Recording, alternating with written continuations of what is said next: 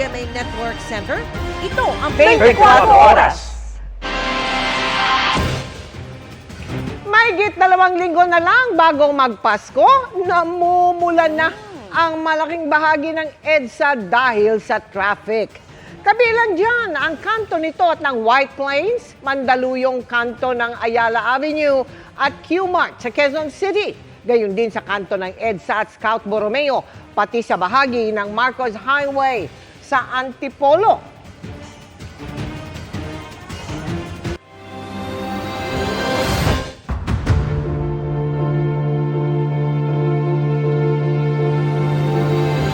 Magandang gabi po, Luzon, Visayas at Mindanao. Inatasan ni Pangulong Bongbong Marcos ang DFA at PNP na makipag-ugnayan sa mga embahada sa ibang bansa para matunton si dating Congressman Zaldico. Kasunod yan ang anunsyo ng Pangulo na kanselado na ang Philippine passport ni Ko. Gayunman, na unang binanggit ng DILG na 2 ang pasaporte nito. Git naman ng abogado ni Ko, wala pa silang natatanggap na impormasyon ukol sa nakanselang passport. Nakatutok si Mariz Umali. May babalita ko po sa inyo na ang passport po ni Zaldico ay kanselado na. Yan ang anunsyo ni Pangulong Bongbong Marcos kaugnay kay dating Congressman Zaldico, isa sa itinuturong sangkot sa anomalya sa mga flood control project at budget insertion. May pinag-utos din ng Pangulo. Kaya in-instructionan ko na ang Department of Foreign Affairs, pati ang PNP, na makipag-ugnayan sa ating mga embassy sa iba't ibang bansa para tiyakin na hindi maaring magtago itong ating hinahabol na magtago doon sa kanilang bansa at kung sakali man ay siya'y pupunta ron ay i-report sa atin para naman ay maibalik natin siya dito sa Pilipinas. Sa huling impormasyon ng DILG, nasa Portugal umano nagtatago si Ko na noong Hunyo pa umalis ng bansa para raw magpagamot bago pa umusad ang mga investigasyon ukol sa flood control projects. Pero nauna na ring ibinalita ni DILG Secretary John Vic Remulla na may 2 passport na hawak si Ko. Bukod sa kanyang Philippine passport, ay mayroon din daw siyang Portuguese passport. Kaya ang tanong, mapapawi nga ba talaga si Ko sa bansa para mapanagot sa umanay pagkakasala? Sa isang pahayag, sinabi ng abogado ni Ko na si Attorney Roy Rondain na wala siyang natanggap na impormasyon kaugnay sa pagkansela ng pasaporte ng kliyente. Ang tanging natanggap pa lang daw niya ay ang mosyon ng ombudsman na inihain sa 5th Division ng Sandigan Bayan para kanselahin ang kanyang pasaporte. May 5 araw pa raw sila mula ngayon para magsumite ng kanilang oposisyon. Naniniwala rin si Attorney Rondain na hindi pa raw nakakapagpasya ang 5th Division na kanselahin ito hanggat may oras pa siya para umapela. Bukod kay Ko, binanggit din ni Pangulong Marcos sa kanyang video message ang pagsuko ng contractor na si Sara Diskaya.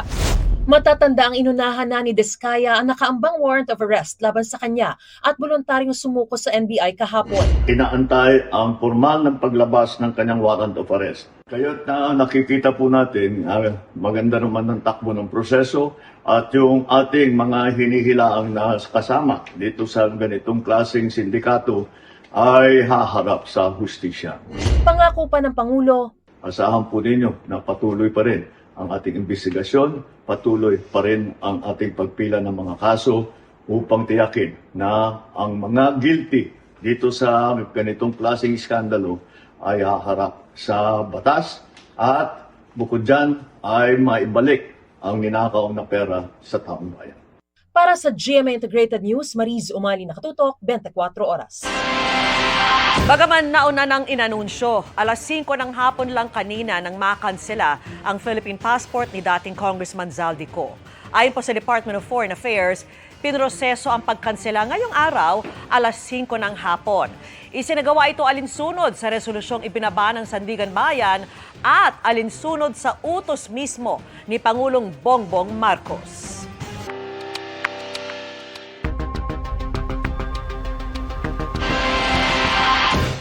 Hindi tulad ni Atong Ang, ligtas na sa anumang kaso ang aktres na si Gretchen Barreto kaugnay ng mga nawawalang sabungero.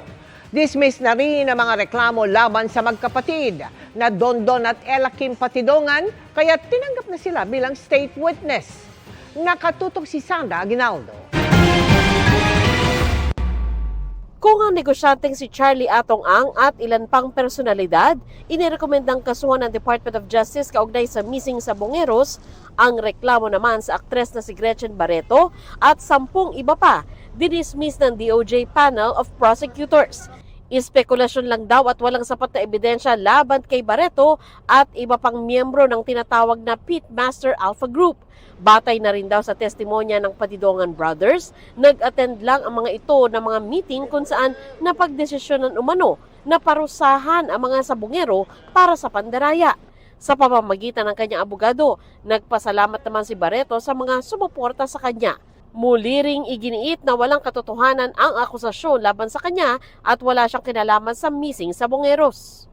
Inanunsyo ng DOJ kagabi na inirekomendang sampahan ng kasong kidnapping with homicide and or kidnapping with serious illegal detention si Ang at 21 iba pa kaugnay sa missing sa Bongeros. Kabilang sa sasampahan ng kaso ang ilang opisyal ng pulisya. Ayon sa DOJ resolution, naipakita sa sworn statement ng Patidongan Brothers na sina Julie, Elakim at Jose na sa pagitan ng April 2021 hanggang January 2022, dinukot ang mga sabungero sa Santa Cruz, Laguna, Lipa City, Batangas, Manila Arena at San Pablo City sa Laguna. Binanggit sa resolusyon ang ilang eyewitness accounts ng pagtatapon umano sa mga katawan ng mga sabungero sa Taal Lake, pero hindi kasama bilang ebidensya ang mga buto na nakuha sa lawa ng Taal. Ayon sa DOJ, magaling umanong magtago ng kanilang krimen ang mga sangkot. Sabi ng abogado ni Ang, hindi patas ang resolusyon ng DOJ dahil may mga affidavit daw at mga ebidensya mula sa kanila na tila hindi raw naisama.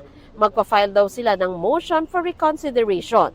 Doon ho sa mga ebidensya namin, halimbawa, may 10 affidavit po na yung mga testigo namin na naka-file sa CIDG. Ngunit yun ho 10 affidavit na yun na hindi na naidulog sa DOJ at dito mismo sa resolution, hindi man lang nabanggit yung 10 affidavit na po ninyo. Sabi pa ni Villarreal, mahinahon na tinanggap ni Ang ang resolusyon bagamat disappointed ito. Nasa Pilipinas lang daw si Ang. Hindi naman kasama sa kakasuhan ang mga anak at iba pang kaanak din ni Ang na nadawit din. Hindi rin kakasuhan sina retired Police Lieutenant General Jonel Estomo na dating hepe ng National Capital Region Police Office at Police Colonel Jacinto Malinaw Jr. Sinabi rin ng DOJ na dismiss na ang lahat ng reklamo laban sa magkapatid na Julie Patidongan at Elakim Patidongan at natanggap na sila bilang state witness sa Witness Protection Program. Para sa GMA Integrated News, Sandra Aguinaldo, nakatutok 24 oras. Kaugnay pa rin yan, may mga personalidad pang hindi na isama sa mga kakasuhan ayon sa grupong Justice for Missing sa Bungero Network. Pagtitiyak ng palasyo, naging maingat ang pagbuo ng mga kaso para tiyak na matibay ang mga ebidensya. Nakatutok si Chino Gaston. Bagamat natutuwa raw na umuusad na ang kaso kaugnay ng mga nawawalang sabungero, marami sa pamilya ng mga biktima ang naniniwalang nagsisimula pa lang ang laban. Nakitaan ng DOJ ng sapat na basihan para magsampa ng kasong kidnapping with homicide at kidnapping with serious illegal detention sina Charlie Atong Ang at 21 iba pa. Ayon sa grupong Justice for Missing sa Bungero Network na tumutulong sa mga pamilya, hindi raw naisama ang ilang pang grupo ni Ang na posibleng sangkot din. Umaasa kami na mabigyan ng pag-asa itong mga kapamilya ng mga biktima para sa ganun makita ng taong bayan na may pag-asa pa tayo. Yung pag-asang yon maaaring mawala kung makikita namin na hindi gugulong ng tama, kung gagana yung impluwensya at pera. Ayon sa Malacanang, naging mapanuri at maingat ang proseso ng pagbuo ng kaso alinsunod sa kautusan ng Pangulong Marcos. Ang nais naman lagi ng Pangulo ay dapat kung magsasampa ng kaso, ito'y naaayon sa ebidensya. Ayaw niya po ng agarang pag-iimbestiga tapos walang ebidensya dahil kawawa naman din po ang mga inosenteng tao. Kaya muli, sinasabi natin, hindi katulad ng iba, ang Pangulo po ay nais na puro ebidensya ang gamitin. Hindi madalian. Kasama raw sa babantayan ng pamilya ng mga biktima ay kung magkakaroon ng special treatment ang mga akusado sa korte man o sa loob ng kulungan. Para sa GMA Integrated News, Chino Gaston, nakatutok, 24 oras. Nauwi sa trahedya ang bakasyon sa San Vicente, Palawan ng isang banyaga. Patay ng natagpuan at hinihinalang nalunod. Nakatutok si Bernadette Reyes. Ito ang aktual na search operation ng mga otoridad para sa banyagang turistang si Radek Sempersky. Ang 32 taong gulang na Polish national huling nakita na nagsusnorkel sa Fantastic Reef sa Port Barton, San Vicente, Palawan noong December 8. Sa investigasyon ng San Vicente Police, kasama ang biktima ng isang grupo ng mga turista na nag-snorkeling. Makalipas raw ang mahigit kalahating oras, saka na lang nila nalamang nawawala na ang biktima. Nag-snorkel tapos parang nilalangoy sila papunta doon sa Smart Island. Yung Smart Island sa Fantastic Reef, pagkarugtong ko yan, kumbaga nasa isang ano lang sila. May snorkeling area papunta sa tabi. Pero medyo may kalayuan yun. Yung mga nasa siguro 300 to 500 meters from yung doon sa pinakatulo ng ano, kung saan nag-aangkor yung mga bangka. So, yun, around 12:30 to 2 p.m., nasa tabi na sila, yung araw, nawawala yung isa nilang kasama. Kinaumagahan na ng December 9, patay na nang makita ang Polish national na sinasabing may indikasyon na pinulikat ito. Suot pa niya ang snorkeling gear nang matagpuan ng mga otoridad. Kanina, nung nakita namin, violet yung mga binti niya. So, sign po yun na, napulikat siya. Natagpuan namin siya, doon na siya sa, nasa 14 meters na. At na nandun siya sa mababaw. So, yung nangyari, doon pinapunta sa malalim. Doon na namin siya natagpuan sa 14 meters. Pero talaga yung nilalangoyan niya na is mababaw lang. Kaya nga nilang tumayo dyan eh. Suot niya pa rin yung snorkeling gear niya. At nagilit siya. Dalawang hita niya yung mayroong dahil ng pulikat. Hindi talaga siya makakalangoy. Inaalam na ng otoridad sa Port Barton kung may naging kapabayaang nauwi sa pagkamatay ng biktima. Nag-usap na rin kami dun from the LGU na kung ito ay mapapatunayang may kapabayaan, mananagot po yung footman po at ang kanyang mga crew kung sakaling may mapatunayan kung kapabayaan sa kanilang trabaho. Well-trained naman daw ang mga tour guide at may mga hakbang na nakalatag para sa kaligtasan ng mga turista. Meron po tayong sinusunod na patakaran dyan na kapag yung mga guests natin ay nandyan po sa tubig, hindi po natin yan sila pwedeng alisan ng tingin. Dapat po nakabantay po tayo sa kanila para rin po sa kanilang kaligtasan. Kahit sabihin pa natin physically fit yung isang tao, o dapat naandyan tayo palagi. Para sa GMA Integrated News, Bernadette Reyes, nakatutok 24 oras. Naghain ng kontra sa laysay si dating Senador Bong Revilla sa Department of Justice. Kaugnay sa reklamong kumikbak umano siya sa flood control project sa Bulacan. Nakatutok si Sandra Aguinaldo. Nag-file ng counter-affidavit si dating Senador Bong Revilla sa Department of Justice sa reklamo laban sa kanya kaugnay sa aligasyong nagbulsa umano siya ng milyong-milyong kickback mula sa flood control project sa Bulacan. Sinamahan siya ng kanyang mga abogado. Ang reklamo kay Revilla ay kaugnay sa proyekto sa Bulacan na kinasangkutan din ng Sims Construction. Tumangging magsalita sa media si Revilla.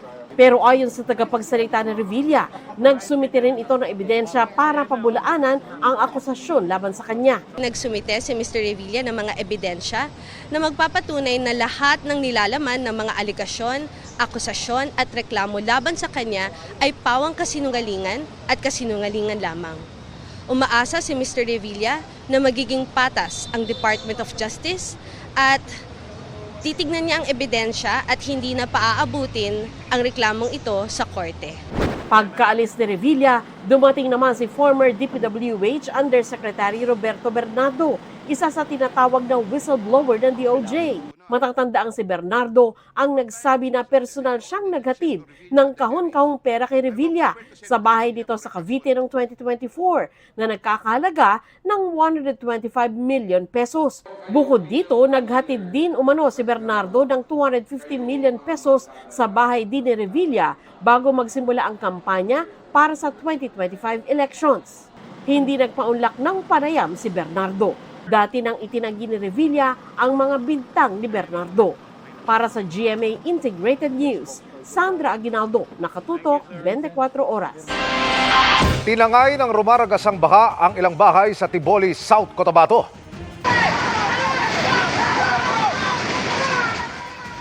Sinubukan pang pigilan pero wala nang nagawa ang mga residente sa lakas ng agos ng tubig. 2 bahay ang magkasunod na inanod. Tanging isang yero lamang ang naisalba ng mga residente.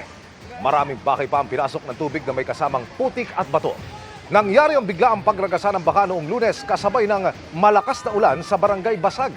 Ayon sa Pag-asa, localized thunderstorm ang nagpaulan sa lugar. Pansamantalang nakikituloy sa kanilang mga kaanak ang ibang pamilyang apektado. Naghatid ng tulong sa mga binaha ang mga otoridad doon.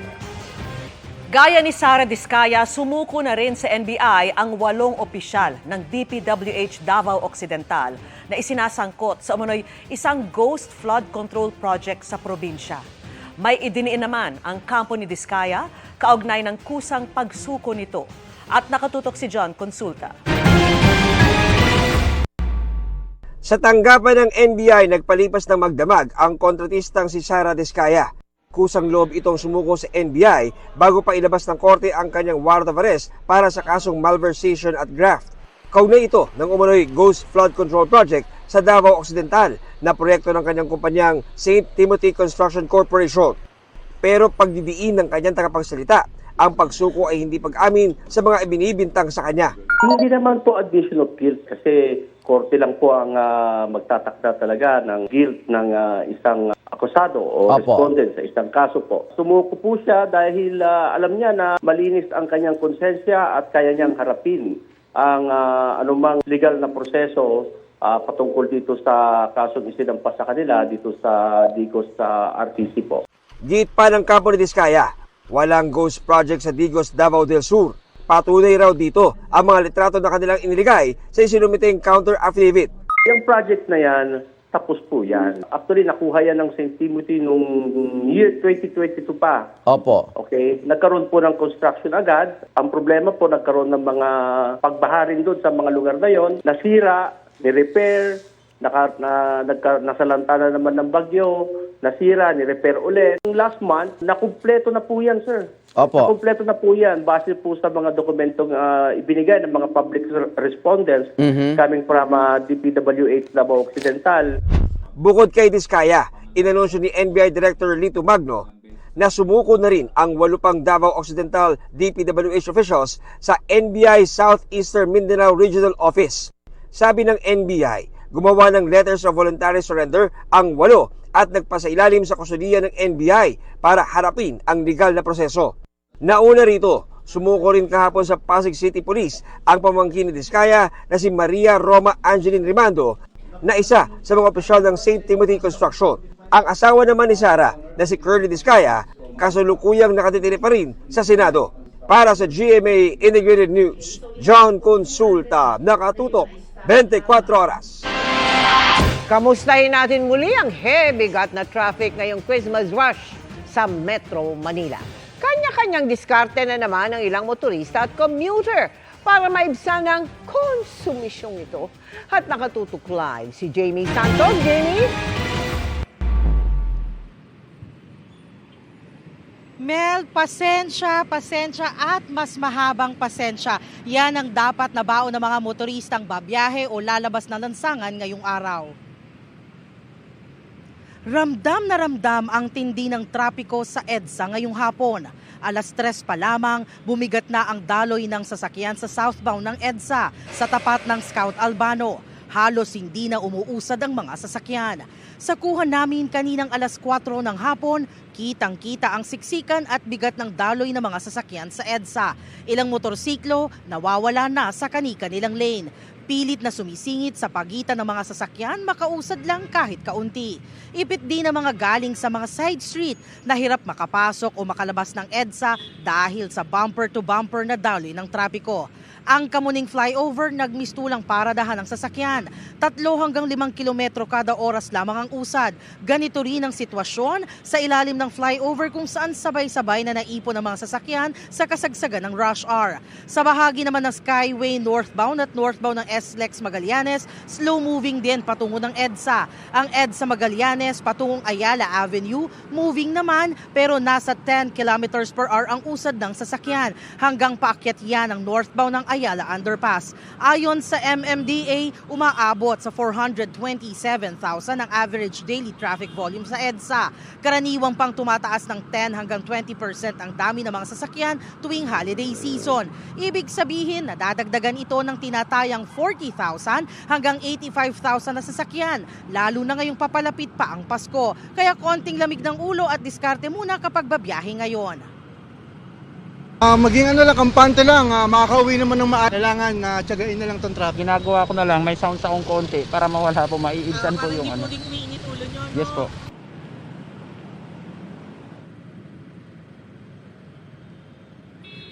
Hirap din makakuha ng sasakyan ang mga commuters kapag ganitong panahon, kaya may mga naglakad na lang.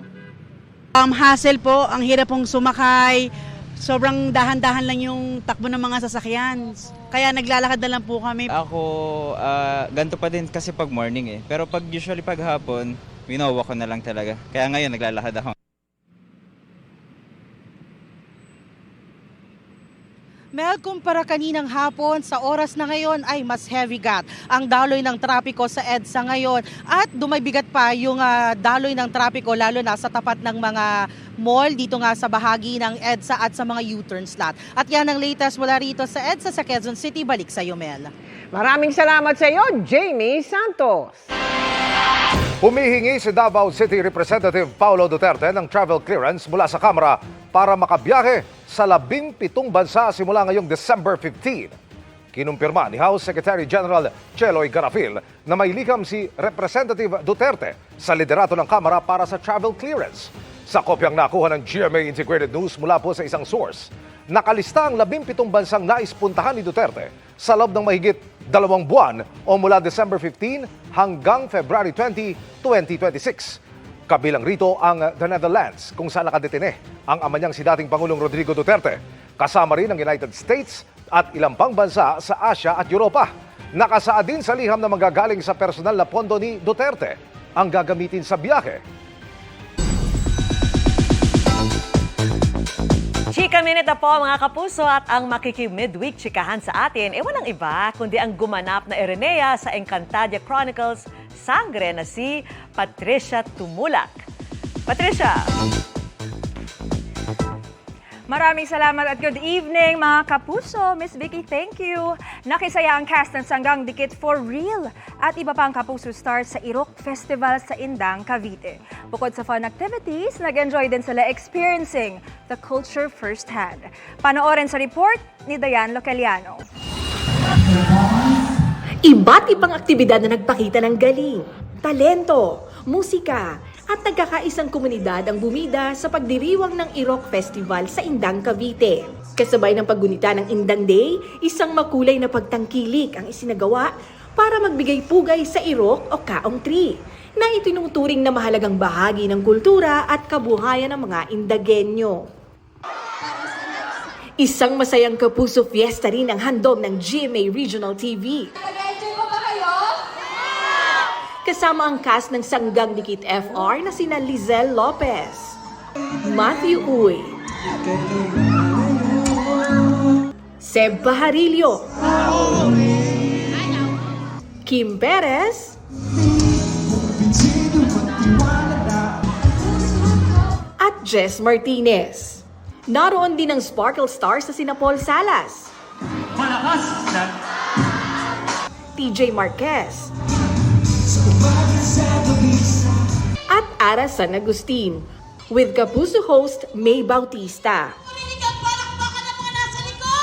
At para sa all-out Indang Irok Festival feels, hindi rin nila pinalampas ang Indang's very own sukang Irok, na mula mismo sa katas ng lokal na puno ng kaong, isa sa ipinagmamalaking produkto ng bayan. Labis naman ang pasasalamat ng Kapuso Stars sa karanasang puno ng kultura at saya. Talaga nag-enjoy kami kesa sa inyo for sure at sana po ay makabalik kami soon. We are very, very grateful for you, mga Indangeños. Sobrang sarap din po ng mga pagkain dito. I'm sure talagang babalik-balikan talaga dito sa Indang. Mula sa GMA Regional TV at GMA Integrated News, Dayan Localiano, nakatutok 24 oras.